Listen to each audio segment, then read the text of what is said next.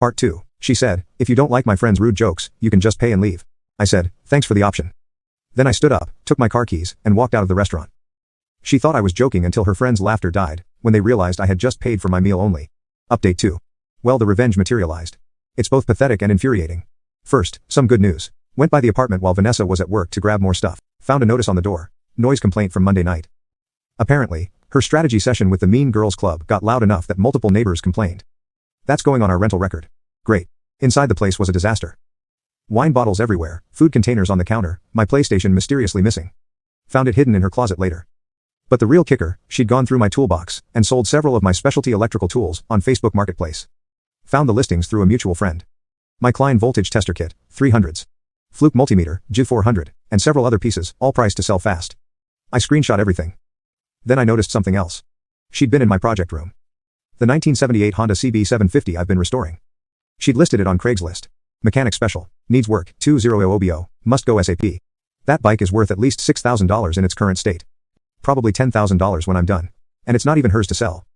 I called the police non-emergency line, explained the situation.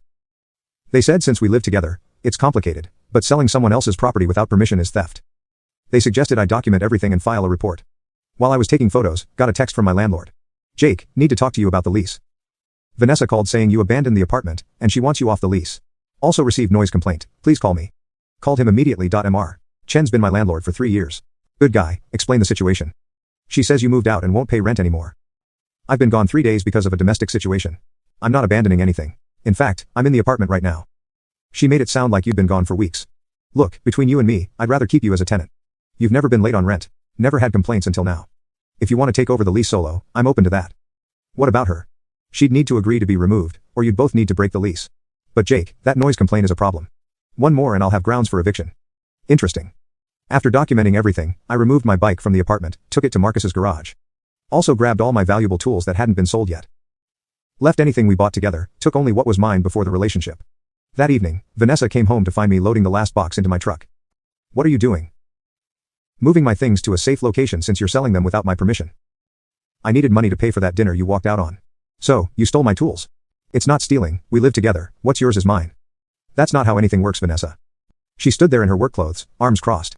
Behind her, I could see Meredith's car pulling up. Of course. You're not seriously ending our relationship over one dinner. It's not about one dinner. It's about 3 years of your friends disrespecting me while you enabled them. It's about you literally telling me to leave if I didn't like it. It's about you stealing from me when I took you at your word. Meredith got out of her car. Oh good, the loser's here. Jake, you owe Vanessa $400. I kept loading my truck. No, I don't. Yes, you do. You invited everyone out and then paid for your portion when you were told to leave, which you did. Meredith looked at Vanessa. I told you he was too proud. Blue-collar guys always have fragile egos. I laughed. Actually laughed. Me egos fina. My boundaries are just finally clear. Loaded the last box, closed the truck. Vanessa grabbed my arm. Jake, please, let's talk about this. We are talking, I'm telling you, I'm done. I'll deal with the lease this week. I suggest you find a roommate. Maybe one of your friends since they're so successful and ambitious. You're really throwing away 3 years.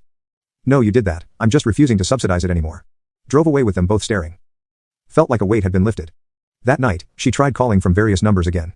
Finally left a voicemail. You're right, okay, my friends were out of line, but you didn't have to be so cruel about it. Please come home, we can work this out, I love you. Too little, too late.